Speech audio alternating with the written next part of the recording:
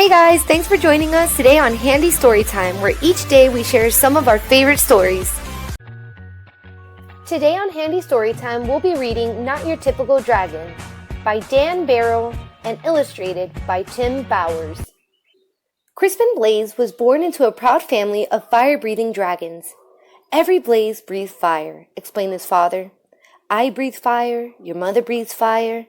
Tomorrow, when you turn 7, you'll breathe fire too. The little dragon imagined all the forests he would burn down.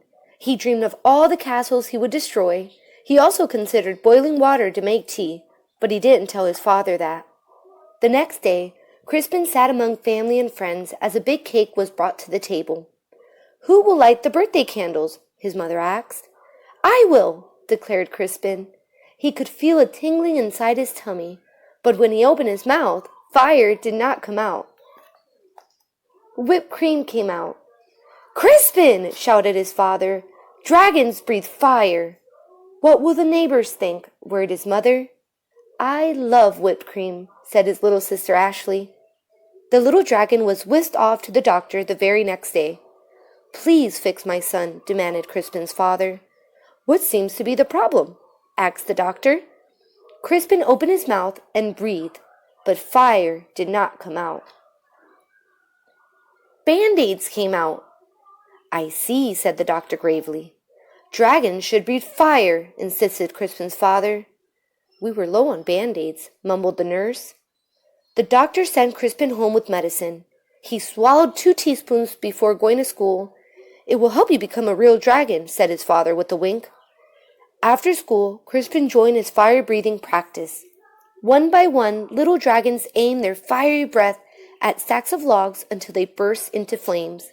Crispin stepped up confidently. He could feel the medicine bubbling in his belly, but when he opened his mouth, fire did not come out. Marshmallows came out. Dragons breathe fire, yelled the coach. Isn't that right, class? The other dragons didn't answer. They were too busy looking for pointy sticks for marshmallow roasting. I guess I'm not a real dragon, Crispin thought. He worried that his family would be disappointed, so he ran away from home. The world can be a very scary place for a little dragon who can't breathe fire. Crispin found a dark cave. I'll be a fireless dragon all by myself.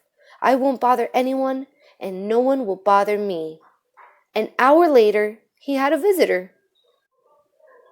I am Sir George, squeaked a thin, shiny knight. Show yourself, dragon! Crispin shuffled out of the cave. The thin, shiny knight held up his thin, shiny sword. Do your worst, dragon! Crispin opened his mouth, but fire did not come out. Soap bubbles came out.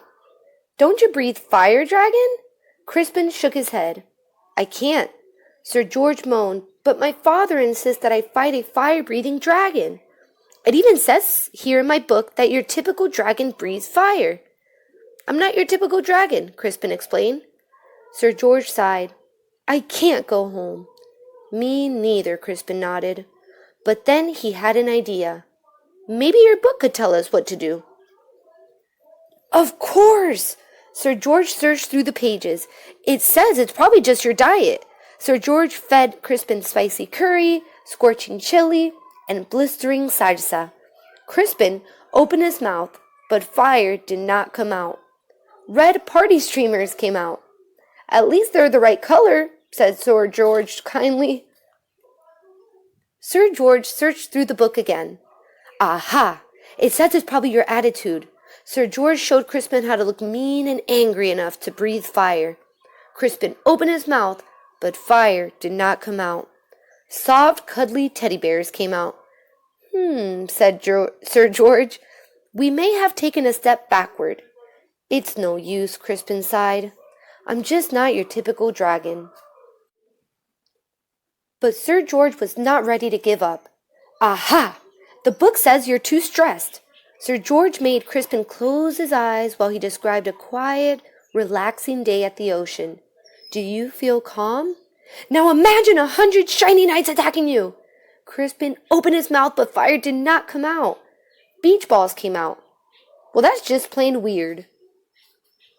Secretly, Sir George was glad that Crispin couldn't breathe fire. He liked the little dragon and didn't want to fight him. Crispin liked the shiny knight too, but he missed his parents. Sir George, it's getting dark. I want to go home. The shiny knight patted him on the back. Don't worry, little dragon. I will take you. Crispin's parents were relieved when he arrived home safely. Sir George was about to say goodbye when they heard a shout. There you are, boy! Why on earth are you playing with a fire-breathing dragon? He's my friend, father, whispered Sir George. And besides, he doesn't breathe fire. A dragon that doesn't breathe fire? That's the silliest thing I've ever heard. The shiny man laughed. Crispin's father stormed out of the house. My son is not silly. He may not breathe fire, but I certainly do.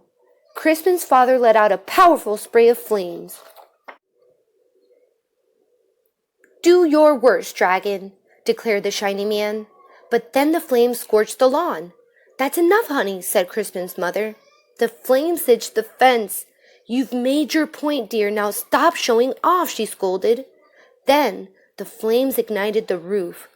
Crispin's father panicked. I can't stop breathing fire. You'll burn our house down, cried his mother. You'll burn down the whole neighborhood. Dragons came running from all directions. They knew how to start fires, but no one knew how to stop them. Crispin suddenly felt a tingling in his tummy. He felt a bubbling in his belly. He opened his mouth, but fire did not come out.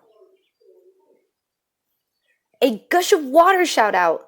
Crispin aimed the water at his father's flame. He saved his home, and he even saved the shiny man, who wasn't looking so shiny anymore. Hooray for Crispin! Everyone shouted. On Crispin's next birthday, there was a big party. Family and friends came from all over the land. Sir George and his family came too. Lots of dragons were dancing. Crispin stood with his mouth open wide. Fire still did not come out. Music came out instead. Your son, said an old uncle to Crispin's father. He's not your typical dragon, is he? No, replied Crispin's father proudly. My son is something special. And then he jumped up and danced to Crispin's music too. The end. We hope that you liked today's read, and we'll see you next time on Handy Storytime. Don't forget to like and subscribe.